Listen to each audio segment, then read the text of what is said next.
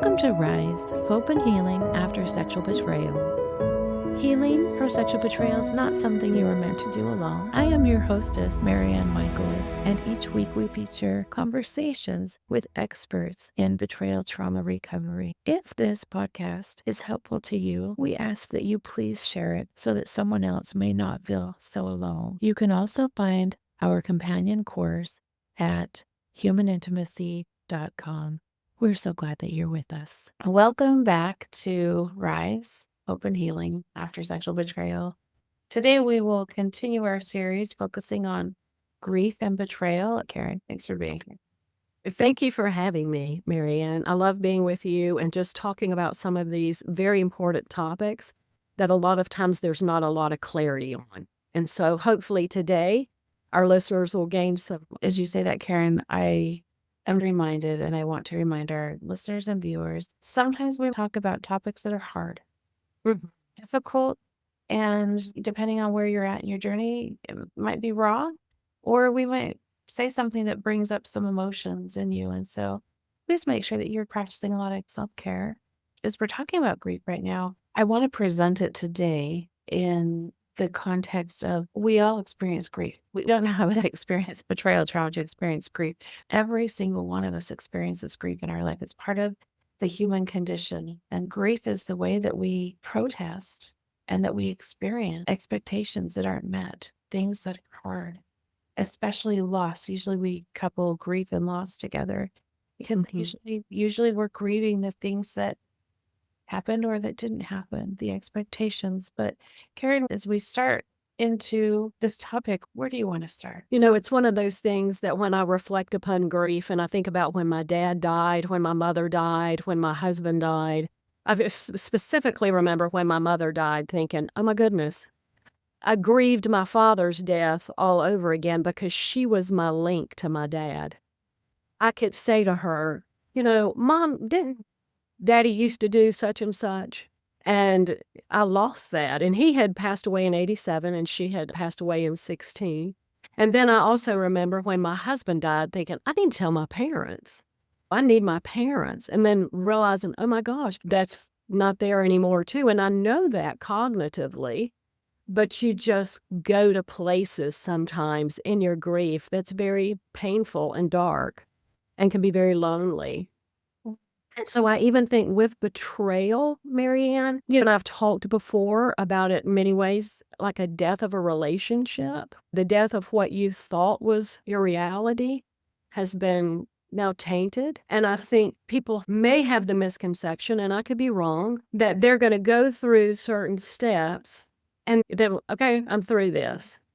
Several years ago, I had a really traumatic miscarriage, and there were some really difficult circumstances. And I'd come home from the hospital, and my sister drove all night long and showed up at my doorstep the next morning. And I wasn't expecting her. I was numb and also trying to figure out, okay, what's coming next? What should I expect? And my sister's a counselor as well. And I said, hey, what are the stages of grief? I was like, okay, let me get ready. Let me get my checklist out and get ready to go through these. And she said, you know, MaryAnn, it's kind of like a big squiggly mess. We often think that we're going to go through step by step by step by step. And that was, I was ready for. I need to know where I'm at right now. So I need to know how do I get through this as efficiently and quickly as possible? What are my tasks? And she said, it's just a mess. And that's where in the last episode, I talked about it being like a pinball machine because it just boings so fast. And I can be feeling 5 emotions at the same time about something. And it's really hard to follow because it is not linear. It is not sequential. It's everything and nothing all at the same time. I agree with you that it is messy. And I think if we can accept that it is going to be messy, then we can give ourselves the freedom to feel our emotions when they come up in real time. I read not too long ago that when Kubler-Ross talked about those stages of grief, she was talking about the stages of grief for the person who had the terminal diagnosis, not for the people who were left behind. And she was sad that her work had been confused and people tried to pigeonhole themselves into these stages of grief. Well, I want to invite people to open a door for a very unexpected journey, and that they can know that it is going to be messy. They're going to go down, sometimes they're going to be going down a hill, sometimes they're going to be having to go up a mountain and around curves, and it can be really rigorous and difficult. And there are lessons for us along the way. It doesn't mean we're responsible for anything that happened. We weren't the cause of anything, but in that healing, there are lessons for us. And being open to what that is and how I can take that in and then appropriate that out in my relationships in the world. Let me add to that.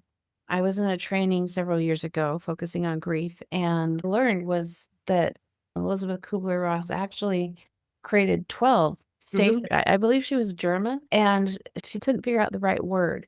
And so stages was the translation used, but it was more like these are phases. These are spaces that we go into. But yes, because of that word stages, I've always thought, oh, it's the step up the ladder. Okay, here we go. I'm leveling up to the next one. And that absolutely was not how she had intended it. And as you're talking about this death part, I remember reading or hearing something that Esther Perel said about this. She talked about having multiple marriages with the same person. And when we have been betrayed, the relationship that we had, it's dead, dies. When we discover what I thought was my reality was a very intentionally manipulated reality, that dies, because I realized what I thought I had wasn't what I had. And so it's kind of like, oh, that was there were good parts of it, but there was also a lot going on that I didn't even know or realize was happening. And so as harsh or abrupt as that sounds, that is part of the grieving. I'm grieving for the reality that I didn't even have. I'm grieving for what I thought. I'm grieving for the safety. I thought I was safe. I thought that we were together. I thought that we were working towards this. I thought when my spouse told me they were gone, or when they told me they were working late, I thought I could trust them. And so we are grieving concepts. We're grieving the trust. We're grieving the belief of honesty and commitment. These are major attachments. And so at that point of realizing that relationship that I had, that one's dead because it didn't really even exist the way that I thought it was. I can still have other relationships with my spouse. And in this moment of realization, I'm starting a new relationship. And that hopefully has more honesty, but it's something that has to be built. And so we absolutely need to find ways to honor that experience that we're having. And I know when I have conversations with my clients about this, it can feel a little jarring. Like, wait, what? My relationship's dead. And it can also feel freeing. And what do I do with this? What do I want my new relationship to look like? There's so many opportunities if we look at it through that lens, coupled with that grief and the loss of what I thought I had. I agree with you. And I really try to get my clients to understand, for lack of a better description, if you think of the updates on your phone. So you get an update, and there's some things that are different, but there's some things that are the same. And so thinking relationally, how can we honor who we were in marriage 1.0 and carry her over to 2.0? Because I have clients who'll say, I went and smashed all the pictures in my house and I hate looking at that. And I agree that sometimes people may need to take pictures down. I respect that. But if you were doing what you were supposed to be doing in your marriage, if you were fleshing out your role as a wife, as a mother, if you worked outside the home, whatever, I want you to honor it and keep that power in the second level, the 2.0 of the marriage. Yes, there's some crummy relational things that can go on. And again, not to say that I don't have areas that I can grow all the time, but I'm always afraid that people don't honor who they were. And they'll say, oh, I'm so dumb. I was so stupid. I'm so glad you bring this up. It's so important because I can look and say, I wasn't enough. I might say, okay, that marriage is dead. And then I'm in this new space. But I still may not have all the information. I don't understand it. I'm trying to assimilate it. But I know that happily ever after ended on D-Day, the day that I discovered or it was disclosed to me that ended. Now I'm in this new reality. And that is where so much of that shame and our insecurities are really heightened because we're trying to make sense of our Mhm. partner's behavior, our spouse's behavior. And so we internalize that. And so I love what you're saying is, no, we can give space and acknowledge, Mhm. yes, you might be feeling like this, but this isn't your reality either. Your Mhm. reality is honoring who you were. If you were faithful to your commitments, faithful to your values, you celebrate that, you honor that, and you bring that with you. You haven't changed. This is part of grief, is questioning ourselves, questioning, how do I make sense of all of this? But there, it's that tendency. It's so easy to fall into that insecurity and that self-blaming of, it must be because of me. It must be because of something that I was lacking or I didn't do right. There was a TED Talk by a woman named Holly Kinley, and she talks about the difference between grief and betrayal trauma. And she makes the comment that betrayal trauma creates 3 states. It creates a state of confusion, of powerlessness, and also the loss of self. And that segues into what you were just saying about we want to know who we are. What do I like? What do I not like? What are my dreams? And because betrayal trauma can cut us out at the knees, they talk about anguish being something that really impacts our bones. And anguish is an amalgamation of 3 or 4 different emotions: shock, disbelief, grief, and feeling powerlessness. And I think those are important seeds to plant for our listeners as they're moving forward in healing. Let me go back and underline what you said. You said that with betrayal trauma, it's a loss of your sense of self. Yes, it creates a state of confusion, powerlessness, and a loss of a sense of self. Let's dig into that a little bit more. I think a lot of that goes back to at first where we think, I must not be enough. And maybe if I had this quality or that quality or didn't have this quality or whatever, we're just really chastening ourselves. What would it be like if we nurtured ourselves during that and thought, wow, what an amazing woman you were, that you were caring for your family, you were doing the work that you wanted to do, just changing that mindset. There's the grief, but maybe it won't go as deep because we have a core sense that is still there. I really want to just validate this experience. And the first 2 episodes in season 1 talk about you're not crazy and here are your PTSD symptoms and all of the beliefs and the shame that we have about ourselves with this. This Mhm. is a really normal, valid space to be.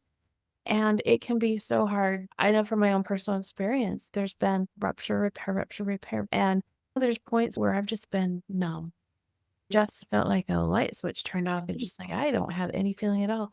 This is that shock. This is that numbness that Mhm. shows up. And it's okay to be in that state as well.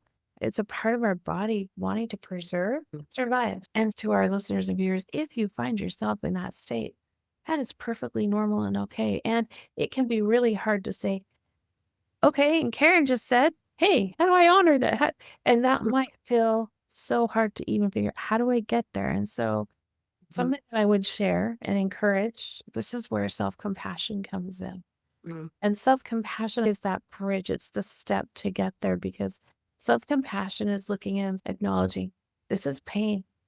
This hurts. This is grief. I'm acknowledging and validating. This is the emotion. For example, I'm numb. I don't feel anything. I'm in shock. And then I can say, oh, there are other people in the world who are also experiencing shock. And I can look at that and I can say, anybody else who experienced what I've experienced right now, they would also be feeling this way. And how could I treat them with loving kindness? And how can I treat myself with that same loving kindness? This is a step of seeing myself, validating it, giving myself permission to feel whatever I'm feeling or not feeling, and saying, yeah, that's okay. And I can be kind. When we're first hit with everything and we are in the throes of the worst of the anguish, we are in survival mode. Mhm. You may have emotions come up around this for years. In my PhD research, I interviewed men who had been betrayed, and several of them talking about it, even though it had been years ago, there was tremendous tenderness with them. And we want to honor that.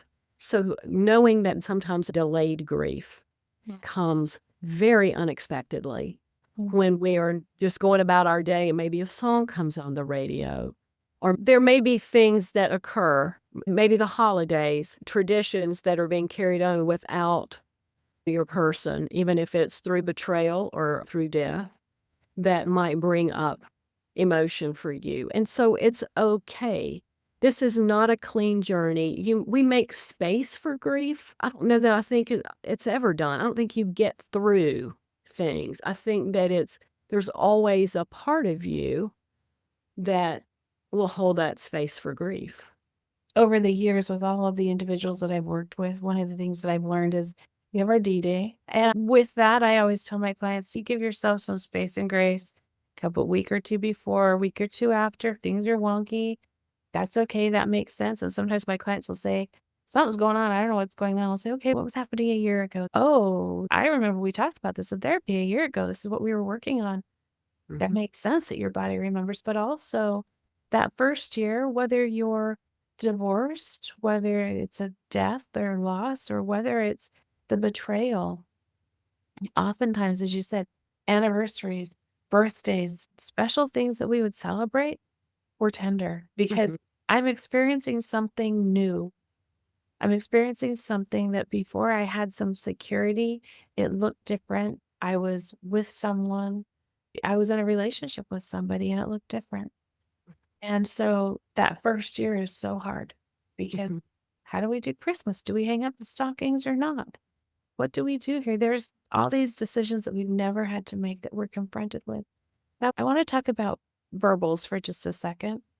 And I did a training several years ago with a man named Ted Weird who does a lot of work with grief. And he was talking about the phases of grief. And he said, there's one I think we should add to this. He said, a Burple's kind of like a bubble in your champagne or soda glass that it just comes up. You don't know where it's coming from, but it just comes up and pops on the surface.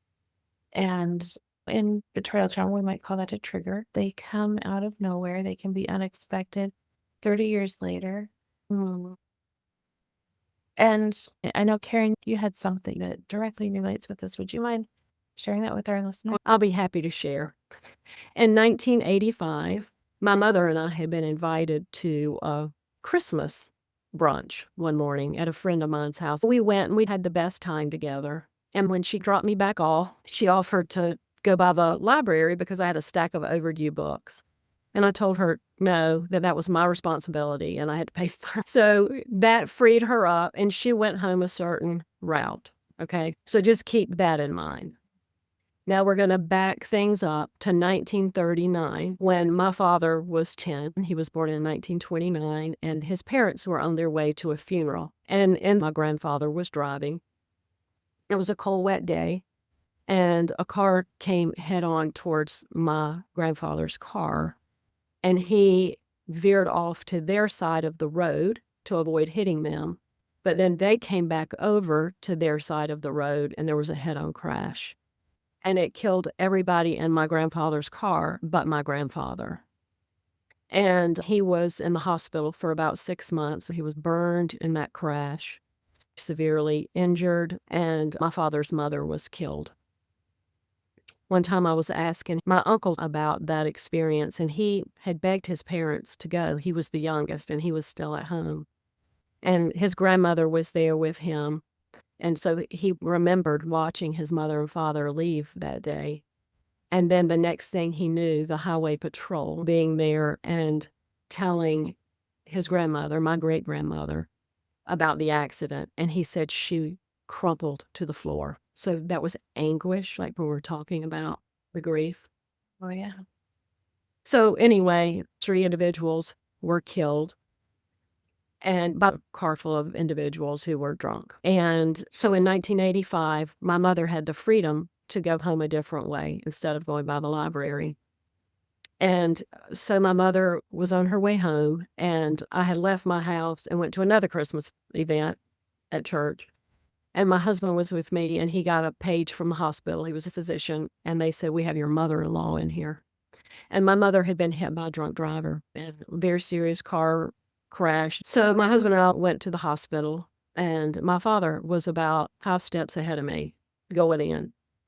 He was visibly trembling. I had never seen that in my father before. And he asked the nurse if the person who hit my mother was drunk. And she said that that man was. And my father made a threat about that individual. But in that moment, I realized my father is reliving 1939, when he lost the most significant woman to him and his mother. And now he doesn't know what the status of this other most significant person is to him. And, I saw that and I thought about delayed grief. If when I reflect on that, I think about, I'm sure he's thought about his mother and father every year with holidays and everything. But on that day, I saw it. I witnessed it. I saw a 50-something-year-old man, at a desk, truly in PTSD, I believe, waiting to hear the news. And, my mother had a very significant injury. It took probably 5 or 6 months for her to be back on her feet. He was very attentive to her during that time. But I want people to know that grief is kind of like a living organism. Even my talking about it, you see me emotional about it because it's a tender place in the history of my family. And I think we need to acknowledge that and honor those emotions. Thank you for sharing that, Karen. And for letting me. I think we need places to be able to talk about our grief, to talk about our experiences, just to have someone listen. When we hear someone, or when someone hears our stories and validates us, that validation is what helps our system settle. It helps us to close up and have closure around what we experienced. And this is one of the things that can be so difficult with betrayal trauma, as we talked about in our last podcast, where that disenfranchised grief, where I can't show up if I've been betrayed. Maybe I can't show up and let anybody know, or it feels like I can't let other people know. I might lose my job. My spouse might lose their job. There are some significant threats. And so it feels like I have to carry all of this inside. And then we think about, what is that doing to my nervous system? Yeah. And how is that coming out sideways everywhere or internally? What's happening? And this is where we often get sick. You mentioned having your story witnessed. And David Kessler, who does a lot of work in the grief field, talked about the importance of having a place for your story to land and have the freedom to land there without someone trying to find some silver lining in the midst of it all. That you can just say it and be there in the pain of it, and that it's witnessed and held. And I Yeah, think very important, especially with betrayal trauma. exactly. Brene Brown talks about that same silver lining, and where we say, well, at least, Correct. well, at least he's trying to work it out. At least he's going to therapy. At least you're not divorcing. There's some things that can be said that we don't need to say. We need to be able to just to sit with the pain. I want to just talk about one other aspect of this that we haven't really hit on yet. Earlier, I was talking about that numbness. I want to jump back to that numbness. The simplest way that I look at this, working through betrayal trauma, is there is that numb, that shock stage, fight or flight response. I want to avoid this. I don't want to deal with it. I don't want to say it out loud. And we might stay in there for a long time, and it might feel really numb. And when we step into acceptance, the acceptance, as you and I were talking about just a little bit earlier, is well at that stage where we have to go, now how do I make sense of this? If that's not my reality and I'm in this new reality, how do I make sense of it? When I'm ready to start saying, okay, now I have to start looking at what's this going to look like for me moving forward, is actually where the emotions come in. That is where the pain comes in. That is where the anger comes in. Because now I'm facing it. Now I'm acknowledging it. And now I'm trying to figure out, how in the world do I do this? And by the way, I don't want to be there. I don't want to do this.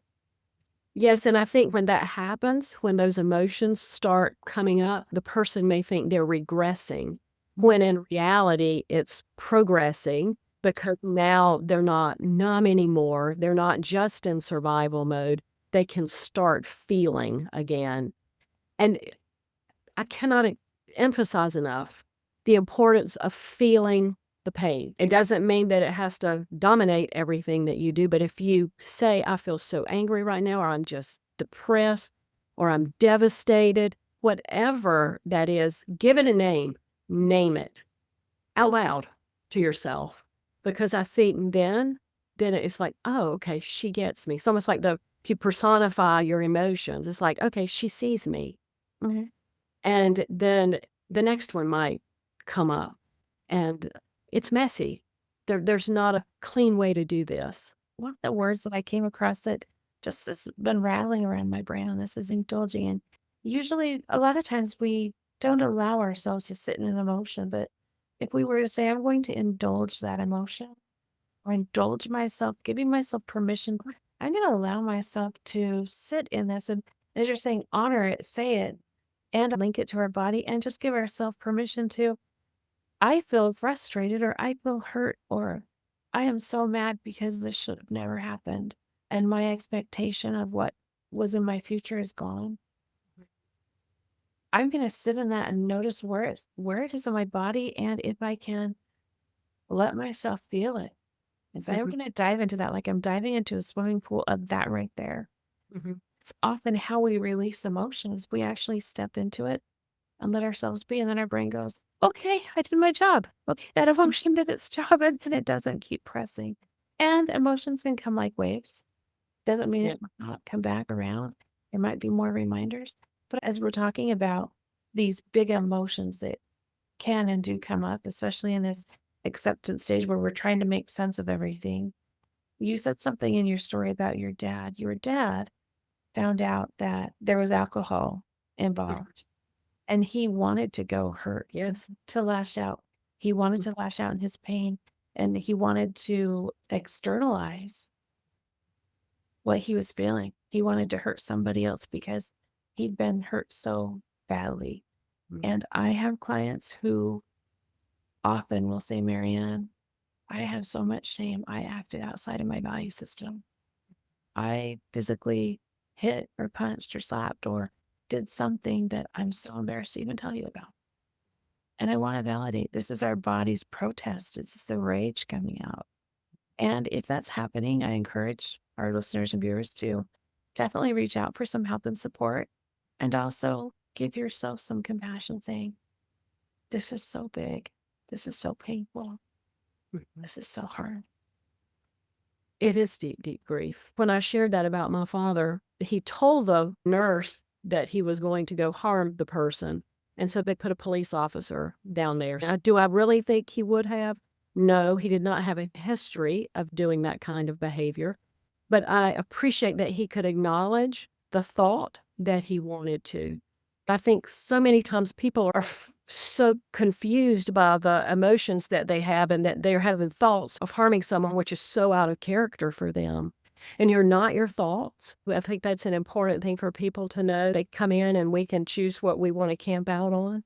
But knowing that there's also a way to physically release so that you don't potentially feel stuck. Yeah. One of the things that Peter Levine talks about is the importance of getting a release from our body. So we want to pay attention to that. And there's several exercises. And so when you have those overwhelming emotions, you might want to imagine a pillow, maybe on a sofa, but putting both your fists into the pillow and then just pressing down ever so slowly, harder and harder until your arms are fully extended in slow motion.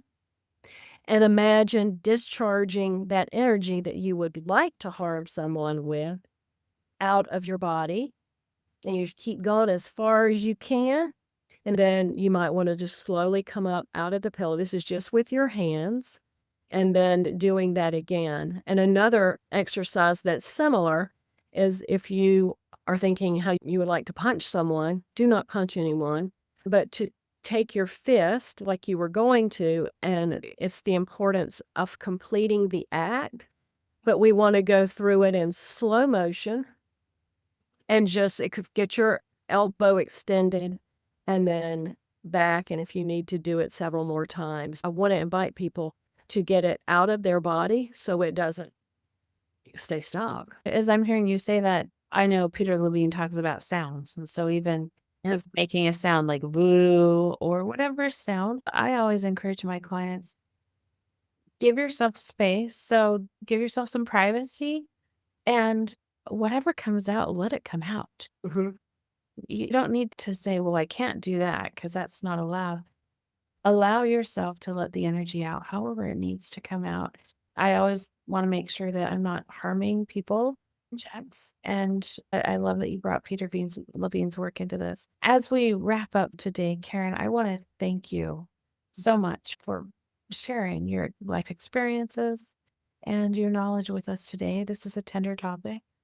And to our listeners and viewers, thank you for being here today. We know that you're probably not here because you wanted to be here, but something significant has happened in your life. It's been painful. And so we encourage you to find the safe places that you might need and to treat yourself with compassion, kindness, and gentleness on your journey. Thanks for being here. Thanks, Karen. Thank you, MaryAnn.